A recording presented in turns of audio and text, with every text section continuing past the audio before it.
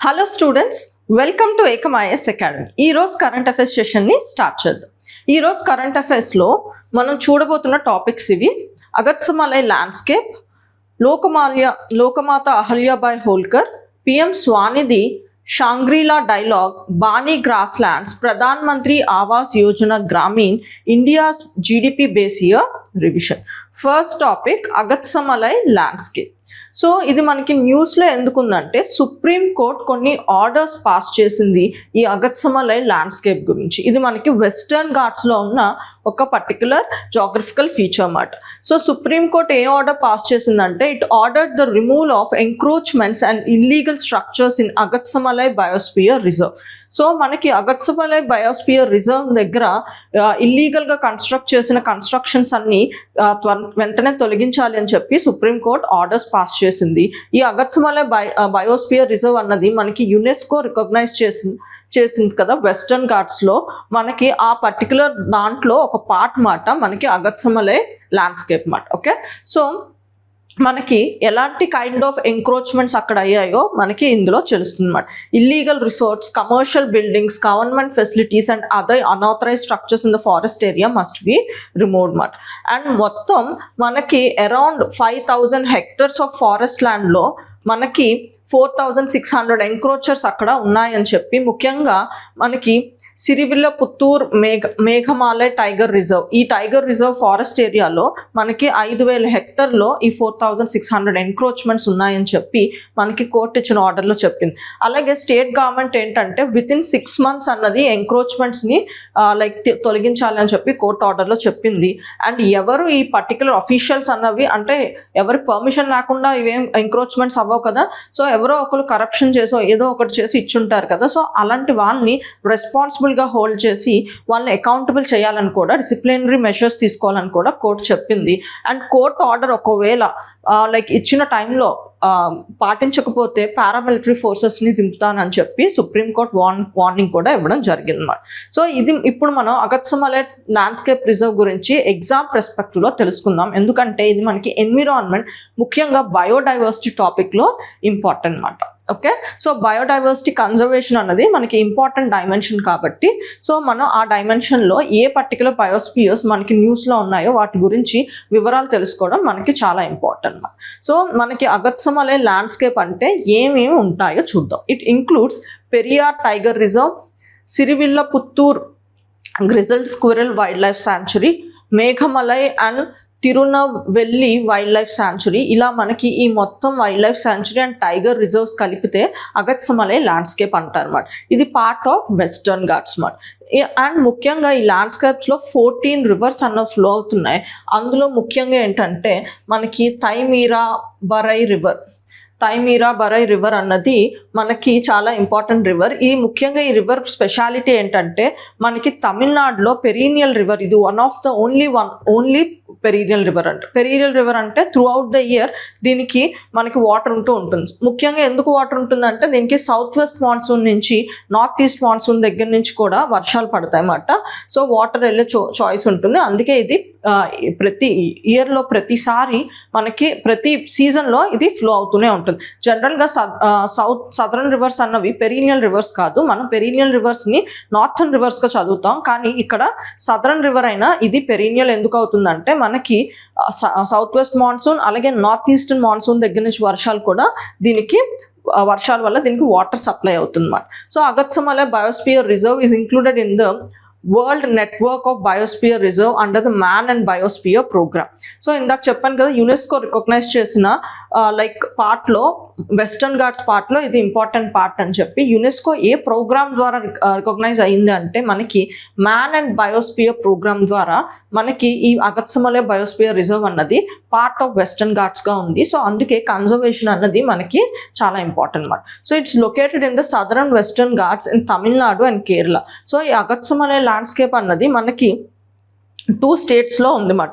2 స్టేట్స్లో స్ప్రెడ్ అయి ఉంది, తమిళనాడు అండ్ కేరళ. అలాగే ఈ రిజర్వ్లో మనకి 3 వైల్డ్ లైఫ్ శాంచురీస్ ఉన్నాయి.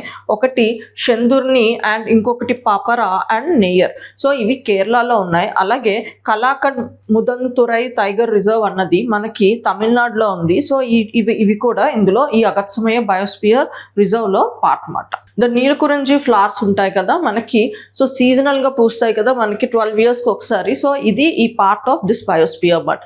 అండ్ అలాగే మనకి ఫ్లోరా అండ్ ఫౌనా ఏంటి, lion tail macaque and Bengal tiger, Nilgiri tahr and Malabar spiny dormouse, great pied hornbill, ఇలా Indian bison and sloth bear అన్నవి ఇక్కడ హ్యాబిటెట్గా ఉంటున్నాయి అన్నమాట. And region is inhabited by the indigenous communities, especially Kani tribe అన్నారు ఇక్కడ నివసిస్తూ ఉంటారు అన్నమాట. Okay, next Lokmata Ahilyabai Holkar. So Lokmata Ahilyabai Holkar అన్నది న్యూస్లో ఉన్నారు. ఎందుకు న్యూస్లో ఉన్నారంటే మనకి ఈమె పుట్టినరోజుకి యాక్చువల్గా మన పిఎం గారు లైక్ ట్రిబ్యూట్ అన్నది పే చేశారన్నమాట. సో మనం ఇక్కడ మన ఎగ్జామ్ పర్స్పెక్టివ్లో తెలుసుకోవాలి లోకమాత అహల్యాబాయ్ హోల్కర్. సో ఈ లోకమాత అహల్యాబాయ్ హోల్కర్ ముఖ్యంగా మనకి మోడర్న్ ఇండియాలో ఈమె గురించి చదువుతాం అన్నమాట. సో ఇప్పుడు ఆమె గురించి డీటెయిల్స్ తెలుసుకుందాం. సో ఆమె టైం పీరియడ్ ఏంటి, 1725 to 1795 మాట. And she a celebrated queen of Holkar dynasty. So ఈ హోల్కర్ డైనాసిటీ అన్నది మాల్వా ప్రాంతాన్ని 18th centuryలో పరిపాలించారు అన్నమాట. So she was revered as a philosopher queen. So ఆమెకి ఒక టైటిల్ ఉంది ఫిలాసఫర్ క్వీన్, ఎందుకంటే ఆమె because of her enlightenment and people centric governance. So like people centric governance వల్ల అండ్ ఆమె బుద్ధి వల్ల ఆమెని ఫిలాసఫర్ క్వీన్ అని చెప్పి అంటారు అన్నమాట. Okay, born in Chondi village, Ahmednagar, మహారాష్ట్రలో, and married to Khande Rao Holkar, son of Malhar Rao Holkar. Okay, so Holkar ఫ్యామిలీకి ఈమె పెళ్లి చేసుకోవడం జరిగింది అన్నమాట. So after the death of her husband and father in law and son ముగ్గురు చనిపోయినప్పుడు ఈమె క్వీన్గా ఆమె చూసుకోవాల్సి వచ్చింది మాల్వా ప్రాంతాన్ని 1767లో అన్నమాట. ఓకే, సో ఈమె పాలించినప్పుడు she's known for just welfare oriented and efficient governance, rebuilt important temples such as Kashi Vishwanath temple and అలాగే సోమనాథ్ టెంపుల్ కూడా ఈమె రీబిల్డ్ చేశారు. అండ్ ఆమె రూల్లో she promoted women's education, widow remarriages and oppose సతీమట్ and work for the welfare of tribal communities and lower caste. So she developed Maheshwar and Indore into important trade centers. ఇప్పుడు Maheshwari sorry tradition ఉంటుంది కదా, ఆమె దానికి చాలా famous చేశారన్నమాట. And Maheshwar టౌన్ని ఆమె develop చేశారు. సో మనకి ముఖ్యంగా ఉమెన్ లీడర్స్ అన్నవి చాలా అరుదుగా ఉంటాయి. సో మనకి ఝాన్సీ లక్ష్మీబాయి అలా ఇప్పుడు ఈమె కూడా ఉంటున్నారన్నమాట.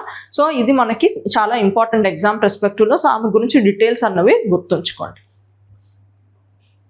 నెక్స్ట్ పిఎం స్వానిధి అన్నది మనకి న్యూస్లో ఉంది. ఎందుకంటే PM street vendor Atmanirbhar scheme has completed 6 years మాట. సో ఇది లాంచ్ చేసి మనకి 6 years కంప్లీట్ అయింది, అందుకే ఇది న్యూస్లో ఉంది.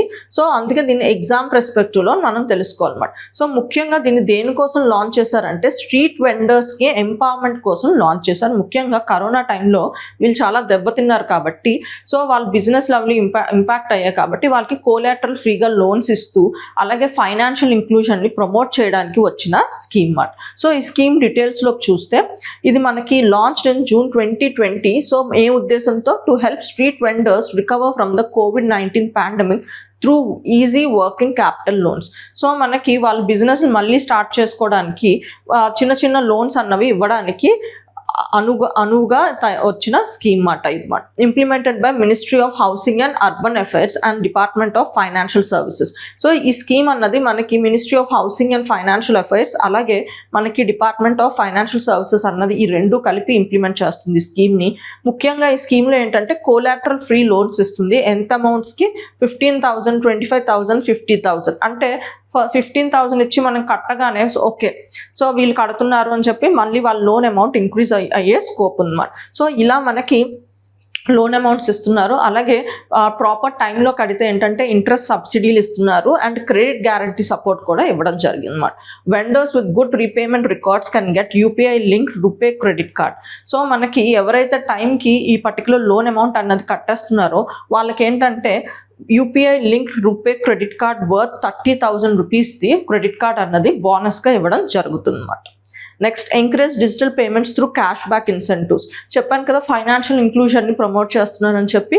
సో డిజిటల్ పేమెంట్స్ని whatever the loan amount తీసుకున్నారో ఆ లోన్ అమౌంట్ని రిటర్న్ డిజిటల్ రూపంలో పే చేయడానికి ఎంకరేజ్ చేసేటట్టు ఈ స్కీమ్ని తీర్చిదిద్దారు అన్నమాట. Under Svanidhi Swanidhi says Samriddhi beneficiaries and the families are linked to various government welfare schemes for broader social security. So మనకి ముఖ్యంగా ఇన్ఫార్మల్ సెక్టర్లో ప్రాబ్లం ఏంటంటే సోషల్ సెక్యూరిటీ అంటూ ఉండదు. అంటే ఏంటి, వాళ్ళకి పెన్షన్స్ ఉండవు, అలాగే వాళ్ళకి పేడ్ లీవ్స్ ఉండవు. సో ఇలాంటివి టీఏలు డిఏలు ఇలా ఉండవు కదా. సో ఇలా ఉండకపోవడం వల్ల వాళ్ళు ఏ చిన్న ప్రాబ్లం వచ్చినా త్వరగా ఇంపాక్ట్ అయ్యేది వాళ్ళేమాట. సో వాళ్ళకి ఏంటంటే ఇప్పుడు ఆ ఇన్ఫార్మల్ సెక్టర్లో ఎంతమంది వర్క్ చేస్తున్నారో మనకి కరెక్ట్ కౌంట్ ఉండదు. ఓకే, సో ఈ స్కీమ్ ద్వారా ఏంటంటే ఎంతమంది ఉన్నారో మనకి కౌంట్ ఉండే స్కోప్ ఉంటుంది. సో దానివల్ల ఏంటంటే వీళ్ళని మనం మిగతా వెల్ఫేర్ స్కీమ్స్కి కనెక్ట్ చేసేటట్టు అవకాశం వస్తుంది మరి. సో ఆ కాంపనెంట్ కోసమే ఇందులో ఒక పర్టికులర్ కాంపనెంట్ని యాడ్ చేశారు, that is SVANidhi say Samriddhi. So ఈ స్వానిధి సే సమృద్ధి ఏంటంటే మనకి ఈ స్వానిధి స్కీమ్లో యాడ్ అయిన వాళ్ళని ఇక్కడ ఈ కాంపనెంట్లో యాడ్ చేస్తే అంటే మిగతా సోషల్ సెక్యూరిటీ బెనిఫిట్స్ ఏవైనా స్కీమ్స్ ఉంటే దానికి ఆటోమేటిక్గా వీళ్ళు లింక్ అయిపోవడం జరుగుతుంది. సో ఇదేంటంటే స్టేటస్ ఎలా మనకి 6 years కంప్లీట్ అయింది అన్నారు కదా. సో స్టేటస్ ఏంటి మనకి చెప్తుంది. సో మనకి 1.12 crore లోన్స్ అన్నవి ఇవ్వడం జరిగింది ఈ స్కీమ్ ద్వారా. టోటల్ లోన్ వాల్యూ ఎంత మనకి 17,800 crores మాట. అండ్ అలాగే ఎంతమంది బెనిఫిషరీస్ ఎంతమంది లాభపడ్డారంటే 75 lakhs మంది లాభపడడం జరిగిందన్నమాట. Okay, షాంగ్రీలా dialogue. ఆల్రెడీ దీన్ని మనం ఎగ్జామ్ పర్స్పెక్టివ్లో లాస్ట్ 2 daysలో మనం చదువుకున్నాం. ముఖ్యంగా BrahMos missile. Okay, BrahMos missile deal గురించి మాట్లాడుతూ మనం వియట్నాంతో ఇండియా డీల్ చేసుకుంటుంది ఆ పర్టికులర్ కాంటెక్స్లో మాట్లాడుతూ ఈ షాంగ్రీలా డైలాగ్లో ఆ డీల్ అన్నది కుదరడం జరిగిందని చెప్పారు. సో ఇప్పుడు షాంగ్రీలా డైలాగ్ గురించి మనం ఇంకొన్ని డీటెయిల్స్ తెలుసుకుందాం అన్నమాట. సో మనకి ఎగ్జామ్లో అసలు ఎందుకు ఇది న్యూస్లో ఉందంటే ఇప్పుడే చెప్పాను కదా, India has officially signed deal to supply BrahMos supersonic cruise missile to Vietnam as confirmed at the Shangri-La dialogue. Okay, so మనకి ఈ డైలాగ్ అన్నది సింగపూర్లో జరిగింది. సో ఈ డైలాగ్లో మనకి ఫైనలైజ్ అయిపోయింది బ్రహ్మోస్ అన్నది మనం వియట్నాంకి అమ్ముతున్నామని. సో ఇప్పుడు మిగతా డీటెయిల్స్లోకి వెళ్తే ఈ పర్టికులర్ షాంగ్రీలా డైలాగ్ని మనం ఏషియన్ సెక్యూరిటీ సమ్మిట్ అని కూడా అంటాం. And it is Asia's premier defence and security forum. ఇది గుర్తుంచుకోండి, ఇది మెయిన్లీ దేని గురించి, డిఫెన్స్ అండ్ సెక్యూరిటీ ఫారం అన్నమాట. ఇది సింగపూర్లో జరుగుతుంది. అండ్ ముఖ్యంగా దానికి ఆ పేరు ఎందుకు వచ్చిందంటే సింగపూర్లో ఒక హోటల్ ఉంటుంది, షాంగ్రీలా హోటల్ మాట. సో అక్కడ జరుగుతుంది కాబట్టి ప్రతి ఇయర్ సో దానికి ఆ డైలాగ్ అని చెప్పి షాంగ్రీలా డైలాగ్ అని చెప్పి పేరు వచ్చిందన్నమాట. ఓకే, సో ఇది ప్రతి ఇయర్ జరుగుతుంది, organised by the international institute of strategic studies London. So ఈ పర్టికులర్ ఈవెంట్ని ప్రతి ఇయర్ ఎవరు కండక్ట్ చేస్తారంటే international institute for strategic studies London మనకి సపోర్ట్ చేస్తూ ఉంటుంది సింగపూర్ మినిస్ట్రీ ఆఫ్ డిఫెన్స్ హెల్త్తో. And dialogue focus on both traditional security issues, defence related అని చెప్పాను కదా, డిఫెన్స్ అండ్ సెక్యూరిటీ. సో ఏవి ముఖ్యంగా ఫోకస్ చేస్తుందంటే traditional security issues like territorial disputes, military cooperation ఇవన్నీ. అండ్ నాన్ టెరిటోరియల్ ఛాలెంజెస్ కూడా like terrorism, cyber security, climate change ఇవి కూడా. And it includes keynote speeches and breakout discussions and bilateral meetings. And ఇండియాలో మనకి Razina dialogue ఉంది కదా. So ఈ Razina dialogue అన్నది ముఖ్యంగా ఈ షాంగ్రీలా డైలాగ్ని ఇమిటేట్ చేస్తూ మనం ఇండియాలో కండక్ట్ చేసుకునేదే ఈ రజీనా డైలాగ్. ఇది కూడా మనకి మిలిటరీ కోఆపరేషన్ గురించి ఉన్న ఒక కైండ్ ఆఫ్ మెషర్ మాట. ఇండియా దీన్ని హోస్ట్ చేస్తూ ఉంటుంది. బానీ గ్రాస్లాండ్. సో నెక్స్ట్ ఏంటంటే బానీ గ్రాస్లాండ్స్. ఇది కూడా మనకి న్యూస్లో ఉంది. ఎందుకంటే ఇక్కడ మనకి ఎన్టీపీసీ రెన్యూబుల్ ఎనర్జీ లిమిటెడ్ వీళ్ళు ఒక ప్రాజెక్ట్ని అక్కడ ప్లాన్ చేస్తున్నారు. దానివల్ల ఏంటంటే ఈ బానీ గ్రాస్లాండ్స్ అన్నవి ఇంపాక్ట్ అవుతున్నాయని చెప్పి మనకి ప్రొటెస్ట్లు అండ్ వేరియస్ కన్సర్న్స్ అన్నవి వస్తున్నాయన్నమాట. దానివల్ల ఈ బానీ గ్రాస్లాండ్స్ అన్నవి న్యూస్లో ఉంది. మనం ఎగ్జామ్ పర్స్పెక్టివ్లో ఈ బానీ గ్రాస్లాండ్ని గురించి తెలుసుకోవాలి. దానికి ముందు అసలు ఏంటి ఆ కన్సర్న్స్ కూడా తెలుసుకుందాం. సో బానీ గ్రాస్లాండ్స్ అన్నవి మనకి కచ్ రీజన్ ఆఫ్ గుజరాత్లో ఏషియాస్ లార్జెస్ట్ న్యాచురల్ గ్రాస్లాండ్స్ ఉంటాయి. సో మనకి ఇవి బానీ గ్రాస్లాండ్స్ అన్నవి కచ్ రీజన్ ఆఫ్ గుజరాత్లో ఉంది. అండ్ ఇదేంటంటే మనకి Asia's largest natural grasslands and it is home to 22 ethnic group of people. So ఇక్కడ ethnic group of people 22 ethnic group of people మనకి ఉన్నారన్నమాట. Okay, so majority of the ethnic groups ఏంటంటే ముఖ్యంగా వాళ్ళు పాస్టరలిజంని ఫాలో అవుతున్నారు అనమాట. అంటే ఏంటి, పశువుల్ని పెంచడం. సో ఆటోమేటిక్గా అక్కడ ఏంటి గడ్డి అవన్నీ కావాలి కదా, సో వాళ్ళ ఉపాధి కూడా ఇంపాక్ట్ అవుతుంది. కన్సర్న్ అని చెప్పాను కదా, వన్ ఆఫ్ ద కన్సర్న్ ఏంటంటే వాళ్ళ ఉపాధి ఇంపాక్ట్ అవుతుంది అని చెప్పి ఈ లోకల్గా ఉన్న పీపుల్ ఒక పర్టికులర్ కన్సర్న్ని లేవనెత్తారు అనమాట. సో ముఖ్యంగా ఏ ఎథనిక్ గ్రూప్స్ ఇక్కడ ఫేమస్ అంటే మనకి Maldharis and Rabaris and Fakrani Jats and అలాగే ముత్వాస్ ఇలా మనకి ఇక్కడ famous part. And it is home to great biological diversity having 37 type of different grass species మాట. ఇక్కడ మనకి పాస్టరలిజం ఎందుకు ఉంది అని చెప్పంటే different variety of grass species ఉన్నాయి. సో దానివల్ల ఏంటంటే డిఫరెంట్ కైండ్ ఆఫ్ మన యానిమల్స్ని పెంచే స్కోప్ ఉంటుంది అన్నమాట. అండ్ అలాగే ఇక్కడ బర్డ్ స్పీషీస్ కూడా చాలా ఉన్నాయి. అండ్ ఇక్కడ 70 species of nutritious grasses and supports grazing of camels, buffalo, sheeps and goats కూడా ఉన్నాయన్నమాట. And near by Chahri-Dand Wetland Conservation Reserve is a Ramsar site important for migratory birds and local biodiversity mat. Okay, so ikkada manaki Chahri-Dand Wetland Conservation Reserve అని చెప్పి ఉంది. So ఇది మనకి Ramsar wetland అనమాట. And ఇక్కడ దొరికే fauna ఏంటంటే మనకి animals nilgai, chinkara, blackbuck, wild boar, golden jackal, Indian hare, Indian wolf, caracal, Asian wild cat, ఇలా మనకి డెజర్ట్ ఫాక్స్, ఇలా మనకి చాలా రకమైన యానిమల్స్ అన్నవి ఇక్కడ ఉన్నాయన్నమాట. ఓకే, సో కన్సర్న్స్ ఏంటి, the project covers 4,500 acres across 16 villages మాట. సో ఈ ప్రాజెక్ట్ అన్నది మనకి 4,500 acresలోని ప్లాన్ చేస్తున్నారు. సో దానివల్ల ఏంటంటే 16 villages ఇంపాక్ట్ అవుతున్నాయి. ముఖ్యంగా ఇక్కడ రీహాబిటేషన్ అన్నది చాలా మనకి ఇంపార్టెంట్ ఇష్యూ అన్నమాట. And local people fear losing grazing lands. చెప్పాను కదా ఇక్కడ పాస్టరలిజం అన్నది మనకి ప్రాక్టీస్ చేస్తారు ఎథనిక్ పీపుల్. సో వాళ్ళ జీవనోపాధిని కోల్పోయే ప్రమాదం ఉంది. అండ్ కల్చరల్ సైట్స్ ఉన్నాయి, గ్రేవ్ యార్డ్స్ ఉన్నాయి. సో వాళ్ళ కల్చర్కి సంబంధించిన చాలా విషయాలు దీంతో ఇమిడి ఉన్నాయన్నమాట. సో వాళ్ళ కల్చరల్ సెంటిమెంట్స్ కూడా ఇంపాక్ట్ అవుతాయని one of the concern. And ఎన్విరాన్మెంటలిస్ట్లు ఏమంటున్నారంటే solar panels, light pollution and increased human activity. So ఇక్కడ మనకి రెన్యూబుల్ ఎనర్జీ సోలార్ ప్లాంట్స్ని ప్లాన్ చేస్తున్నారు కదా. సో ఇలా సోలార్ ప్లాంట్స్లో లైట్ పొల్యూషన్ ఇంక్రీజ్ అవడం వల్ల ఏమవుతుందంటే bird habitat and migration route కదా, ఇది చాలా బర్డ్స్ ఉంటాయని కూడా చదివాం. సో ఈ బర్డ్స్ అన్నది బర్డ్ కన్జర్వేషన్ అన్నది ఇంపాక్ట్ అవుతుందని చెప్తున్నారు. అండ్ సోలార్ ప్యానల్స్ అన్నవి బర్డ్స్ని కన్ఫ్యూజ్ అయ్యి మనకి ఈ రిస్క్ ఆఫ్ కొలిషన్ అన్నది పెరగచ్చు అన్నమాట. అంటే బర్డ్స్ అన్నవి ఆ తీగలకి తగిలి లేకపోతే వాటికి తగిలి ఏం చనిపోయే ప్రమాదం ఉందని దీస్ ఆర్ ద కన్సర్న్స్. మనకి ఈ ప్రాజెక్ట్ ఇక్కడ ఈ బాణి గ్రాస్ ల్యాండ్స్లో పెడితే ఇలా మనకి లోకల్ పీపుల్ కన్సర్న్స్ ఉన్నాయి, అలాగే ఎన్విరాన్మెంటల్ రిలేటెడ్ కన్సర్న్స్ కూడా ఉన్నాయని చెప్పి మనకి ఈ న్యూస్ ఆర్టికల్ చెప్తుంది. Next, Pradhan Mantri Awas Yojana Gramin. So central government approved మదర్స్ sanction of ₹10,021.42 crore under the Pradhan Mantri Awas Yojana Gramin. So ఇది ఒక హౌసింగ్ సపోర్ట్ స్కీమ్ అన్నమాట. సో ఈ స్కీమ్లో మనకి ముఖ్యంగా గ్రామీణ్ ఇది మనకి అర్బన్ వర్షన్ ఉంది, అలాగే గ్రామీణ్ వర్షన్ ఉంది. సో ఈ గ్రామీణ్ వర్షన్కి మనకి రీసెంట్గా సెంట్రల్ గవర్నమెంట్ కొంత ఫండ్ అన్నది అలొకేట్ చేసింది. కానీ మనం ఎగ్జామ్ పర్స్పెక్టివ్లో ఈ పర్టికులర్ స్కీమ్ గురించి తెలుసుకోవాలన్నమాట. ఇది ఇంప్లిమెంట్ చేస్తున్న మినిస్ట్రీ ఎవరంటే ministry of rural development. Objective ఏంటంటే మనకి ఎలిజిబుల్ రూరల్ హౌస్ హోల్డ్స్కి ఎవరికి ఇల్లు ఫెసిలిటీస్ లేవో వాళ్ళకి ముఖ్యంగా ఒక స్ట్రాంగ్ హౌసెస్ని సెటప్ చేయడం అన్నది దీని ముఖ్య ఉద్దేశం అన్నమాట. బెనిఫిషరీస్ ఎవరు, landless poor families and other eligible rural house holds అన్నమాట. సో రీసెంట్గా మనకి అప్రూవ్ అయిన అమౌంట్ ఎంత, 10,021.42 crore శాంక్షన్ అయింది మనకి ఫర్ ద ఇయర్ 26 to 27 అన్నమాట. సో అడిషనల్ ఎలొకేషన్ మనకు ఆల్రెడీ 11,121 crore అన్నది మనకి ఆల్రెడీ శాంక్షన్ అయింది అన్నమాట. సో స్టేట్స్ ప్రస్తుతానికి ఈ శాంక్షన్ అమౌంట్తో ఎక్కడ మనకి ఈ హౌసెస్ అన్నవి సెటప్ చేయాలి అనుకుంటున్నారంటే ఏ ప్లాన్ ప్రకారం మనకి 12 స్టేట్స్ని సెలెక్ట్ చేసుకున్నారు. అవి అస్సాం, ఛత్తీస్గఢ్, గుజరాత్, హర్యానా, హిమాచల్ ప్రదేశ్, జార్ఖండ్, కర్ణాటక, కేరళ, పంజాబ్, రాజస్థాన్, తమిళనాడు అండ్ ఉత్తరప్రదేశ్ మాట.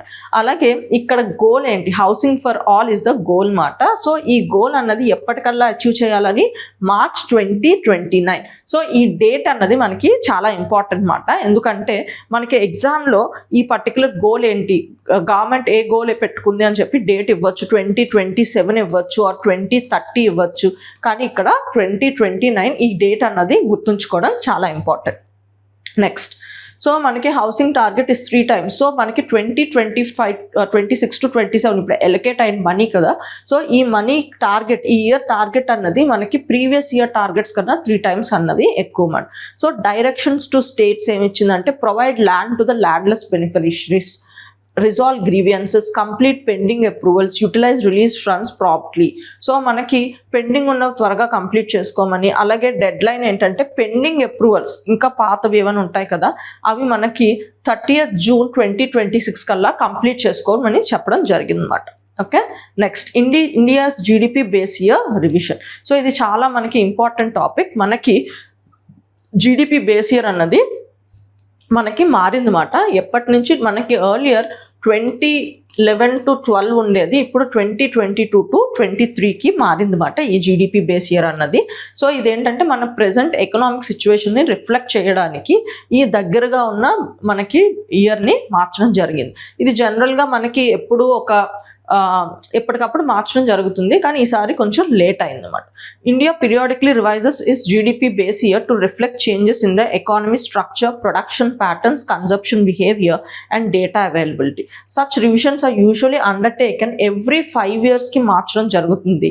కానీ ఇప్పుడు ఏంటంటే మనకి జిఎస్టీ ఇంప్లిమెంటేషన్ అలాగే COVID-19 పాండమిక్ వలన కొంచెం లేట్ అయింది. ఎందుకంటే జిఎస్టీ ఇంప్లిమెంటేషన్ అయ్యేసరికి మనకి చాలా మార్పులు వస్తున్నాయి కదా, అది సెటిల్ డౌన్ అవ్వడానికి కొంత టైం పట్టింది. అండ్ ఈ టైంలోనే మనకి కోవిడ్ కూడా రావడం అయింది అన్నమాట. సో మనకి అన్స్టేబుల్గా ఉంటున్న ఎన్విరాన్మెంట్లో జనరల్గా బేస్ ఇయర్ని మార్చరన్నమాట. సో అందుకే ఈసారి మనకి లేట్ అయింది. The objective is to improve the accuracy and reliability of the national income estimates. So మనకేంటంటే ప్రెసెంట్ కరెంట్ సిచ్యువేషన్ని కరెక్ట్గా రిఫ్లెక్ట్ చేయడానికి హెల్ప్ అవుతుంది ఈ బేస్ ఇయర్ అన్నమాట. Okay, major changes in the new GDP series. So base year change చేస్తూ ఇంకేమైనా changes చేశారంటే ఈ చేంజెస్ చేశారు. Better use and more recent data sources.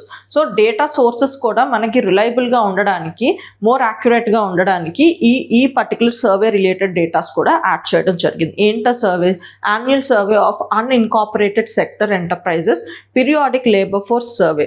So and అలాగే అప్డేటెడ్ అడ్మినిస్ట్రేటివ్ డేటాబేస్ నుంచి వచ్చిన డేటా, ఇవన్నీ కూడా మనకి జీడిపి క్యాలిక్యులేషన్స్లో యాడ్ చేయడం జరుగుతుంది. దానివల్ల ఏంటంటే మనకి రియలిస్టిక్ ఇమేజ్ అన్నది మనకి రావడం జరుగుతుంది. Next, more detailed data.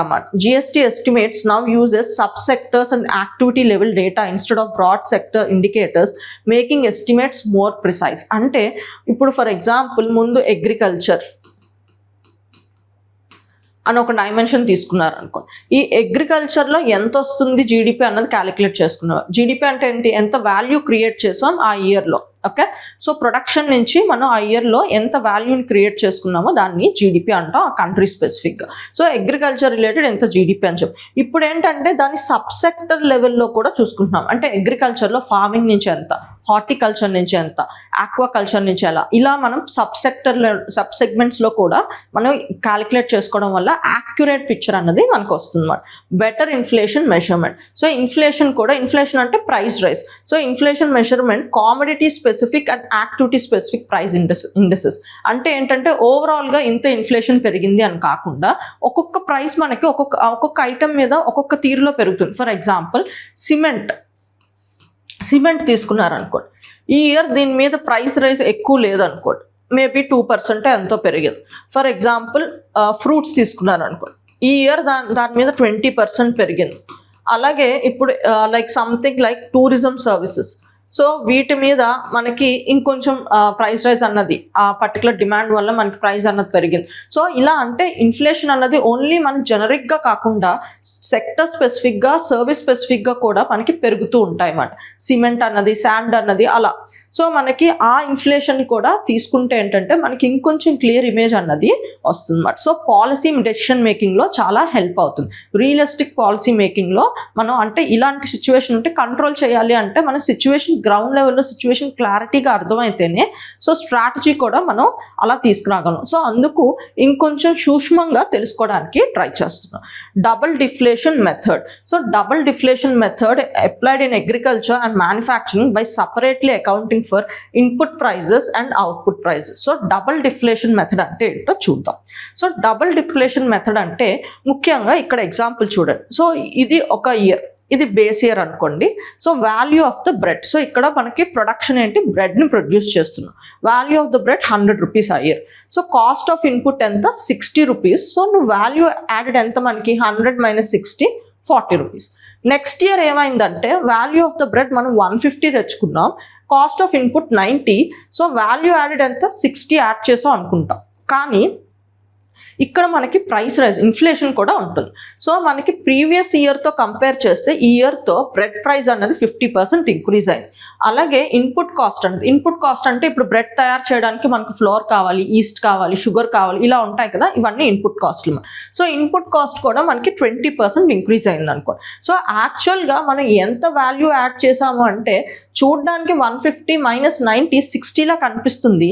కానీ అలా కాదు, ఇక్కడ డిఫ్లేట్ అవుట్పుట్ అన్నది అంటే రియల్ వాల్యూ ఎంత అన్నదో మనకు తెలియాలి అంటే మనం ఈ పర్టికులర్ ప్రైస్ రైజ్ని కూడా అకౌంట్లోకి తీసుకోవాలన్నమాట. సో ఈ ప్రైస్ రైజ్ని అకౌంట్లోకి తీసుకున్నప్పుడు మనకి అసలైన వాల్యూస్ వస్తాయి. ఇప్పుడు ఫర్ ఎగ్జాంపుల్ డిఫ్లేట్ అవుట్పుట్ అంటే సో 150 బై మనకి ఎంత ప్రైస్ రైజ్ అయింది, 50% ప్రైస్ రైజ్ అయింది, 1.5 మనకి 100 రూపీస్ అయింది అన్నమాట. ఓకే, సో యాక్చువల్గా మనకి టోటల్ వాల్యూ ఎంత క్రియేట్ చేసాం, 100 క్రియేట్ చేసాం.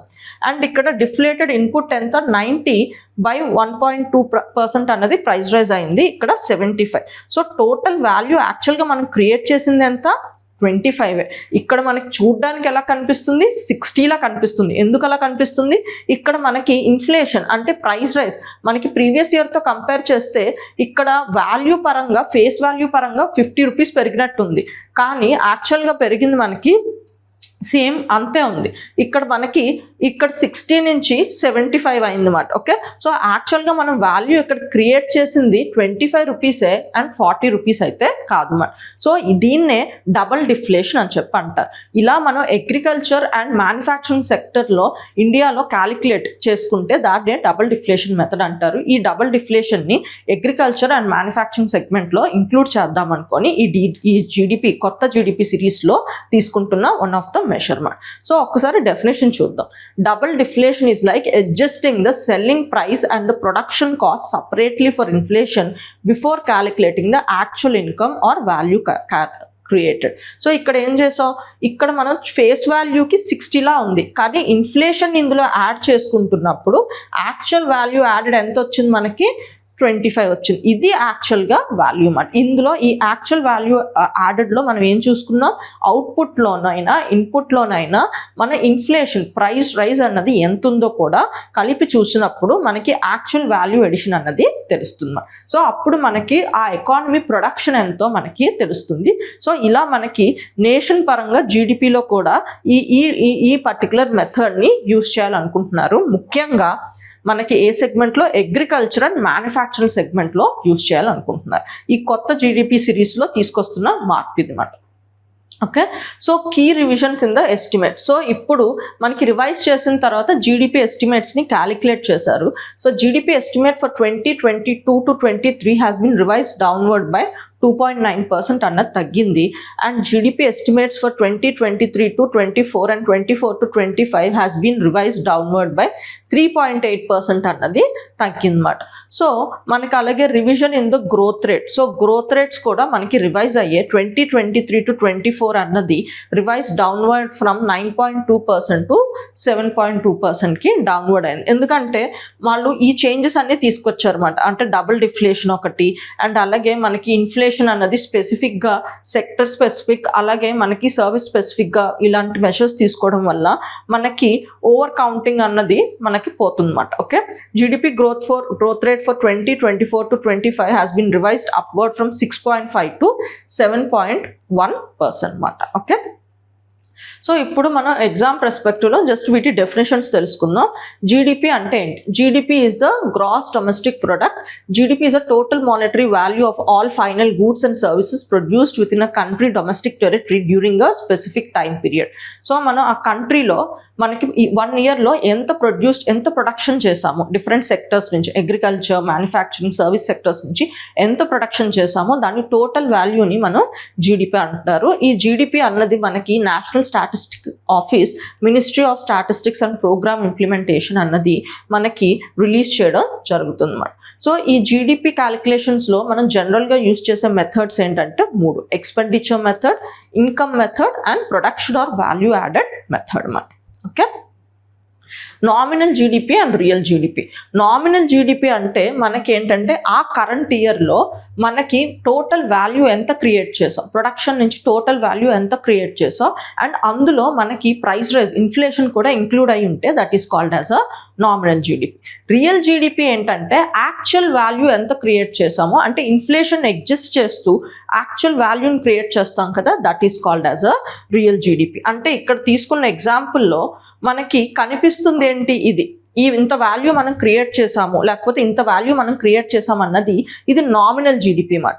కానీ ఇక్కడ మనం ఏం చేసాం, ప్రైస్ రైజ్ అన్నది అడ్జస్ట్ చేసుకుంటూ ఫైనల్గా మనం ఎంత వాల్యూ తీసుకొచ్చాం కదా. సో దీన్ని ఏ బేసిస్తో చెప్పాము, ఈ పర్టికులర్ బేసిస్తో మనం చూస్తున్నాం. అంటే ఒక పర్టికులర్ ఇయర్ని కాన్స్టెంట్గా పెట్టుకొని దాన్ని బట్టి యాక్చువల్గా మనం ఎంత వాల్యూ క్రియేట్ చేసాం చూడడానికి. ఇప్పుడు బ్రెడ్ వాల్యూ అనుకోండి, ఇక్కడ 100 రూపీస్ ఉంది, ఇక్కడ 150 ఉంది. సో చూడడానికి ఏంటి 150 రూపీస్ వాల్యూ బ్రెడ్ని క్రియేట్ చేసాం అనుకుంటాం. కానీ ఇక్కడ బ్రెడ్ వాల్యూ ప్రైస్ అన్నది నార్మల్గా పెరిగిందన్నమాట. సో 50% పెరగడం వల్ల ఇది 150 అయింది. కానీ యాక్చువల్గా మనం క్రియేట్ చేసిన వాల్యూ 100 అన్నమాట. సో ఇది దేంతో కంపేర్ చేసుకున్నాం, ప్రీవియస్ ఇయర్తో కంపేర్ చేసుకున్నాం. అది ఆ ప్రీవియస్ ఇయర్ని నేను బేస్ ఇయర్ అనుకుంటున్నాను అనమాట. సో మనకి నామినల్ జీడిపి ఏంటంటే యాక్చువల్గా ఆ ఇయర్లో ఎంత వాల్యూ మనం క్రియేట్ చేసామో అన్నది. మనకి రియల్ జీడిపి అన్నది ఇక్కడ మాట. సో ఇన్ఫ్లేషన్తో అడ్జస్ట్ అవుతూ అసలైన ఎంత వాల్యూ క్రియేట్ చేసామో చూడటమే that is called as a మనకి real GDP. Real GDP adjust for the inflation by valuing output at the constant base year prices, providing a more accurate measure of the actual growth in the production over a time. Okay, so actual production ఎంత చేసిందో మనకు తెలియాలంటే ఈ real GDP calculate చేసుకోవాలి. ఉదాహరణకి ఇప్పుడు mangoes ఉన్నాయనుకోండి, మనం ఒక ఇయర్ నెంబర్ 1 ఇది ఒక బేస్ ఇయర్గా తీసుకున్నాం. సో 100 మ్యాంగోస్ నేను ప్రొడ్యూస్ చేశాను అండ్ ఒక మ్యాంగో ప్రైస్ 10 రూపీస్కి నేను సంథింగ్ లైక్ 1000 రూపీస్కి అమ్మాను. ఓకే, సో ఇప్పుడు నెక్స్ట్ ఇయర్ 2లో నేను ఇప్పటికీ 100 మ్యాంగోసే, కానీ ఒక మ్యాంగో నేను 20 రూపాయలకి అమ్మాను, ఇక్కడ 2000 వచ్చింది. సో ప్రైస్ చేంజెస్లో చూస్తే మనకి ఏమవుతుంది, ఇక్కడ మనకి నేను ఎక్కువ మ్యాంగోస్ అమ్మానేమో, చాలా ఎక్కువ లాభం వచ్చిందేమో అనుకుంటా. అంటే ఏంటి, ఇక్కడ నేను చాలా ఎక్కువ మ్యాంగోస్ ఇంకా అంటే దిగుబడి నాకు 150 ఎంతో వచ్చిందేమో అన్నట్టు అనిపిస్తుంది. కానీ ఇక్కడ ఏమైంది, యాక్చువల్గా నాకు దిగుబడి ఏం పెరగలే, ఓన్లీ ప్రైస్ అయితే నాకు రైజ్ అయిపోయింది అనమాట. ఓకే, దానివల్ల నా ఇన్కమ్ అన్నది ఇంక్రీజ్ అయింది.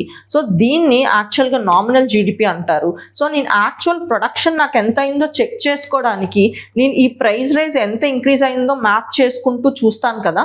అప్పుడు చూసినప్పుడు ఓకే, మ్యాంగో ప్రైజెస్ అన్నది నాకు డబల్ అయ్యాయి కాబట్టి యాక్చువల్గా నా ప్రొడక్షన్ అన్నది ఇంప్రూవ్ అవ్వలేదు అని నాకు తెలుస్తుంది అన్నమాట.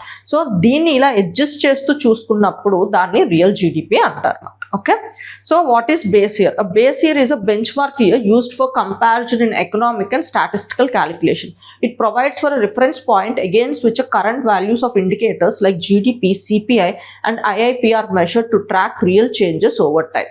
So real changes, real time production changes ఎంత అయింది. ఇక్కడ మ్యాంగో ఎగ్జాంపుల్లో మనకి దిగుబడి ఇప్పుడు 100 ఉన్నాయి, తర్వాత కూడా 100 ఉన్నాయి, పెద్దగా ఏం చేంజ్ అవ్వలేదు, అసలు చేంజ్ అవ్వలేదు. సో అప్పుడు ఓకే, మనం ఏం చేంజ్ చేయలేదు, సో మనం ప్రొడక్షన్ అనేది ఇంక్రీజ్ చేసుకోవాలి, అలా మనం రాబడి తెచ్చుకోవాలి. కానీ ప్రైస్ రైజ్ వల్ల పెద్ద ప్రయోజనం లేదని తెలుసుకొని ఇక్కడ మనం వర్కౌట్ చేస్తాం అన్నమాట. అంటే మనం ఇంకా ఫర్టిలైజర్స్ వేయడం, ఇంకొంచెం కష్టపడి దీన్ని 100 నుంచి 120 చేసాం అనుకోండి, అప్పుడు ఆటోమేటిక్గా మనకి ఇక్కడ ప్రైస్ అన్నది ఇంప్రూవ్ అవుతుంది, ఎందుకంటే ప్రొడక్షన్ ఇంక్రీజ్ అయింది కాబట్టి. ఓకే, అలాంటి చేంజెస్ తీసుకురావడానికి మనం బేస్ ఇయర్తో కంపేర్ చేసుకోవడం జరగాలన్నమాట. సో సిగ్నిఫికెన్స్ ఏంటి, ఇప్పుడు ఈ చేంజెస్ జీడిపి చేంజెస్ వల్ల సిగ్నిఫికెన్స్ ఏంటంటే it allows to remove the effect of inflation and see real growth మాట. Ensures the real data reflects the current structure of the economy, consumption patterns and the prices. Thank you.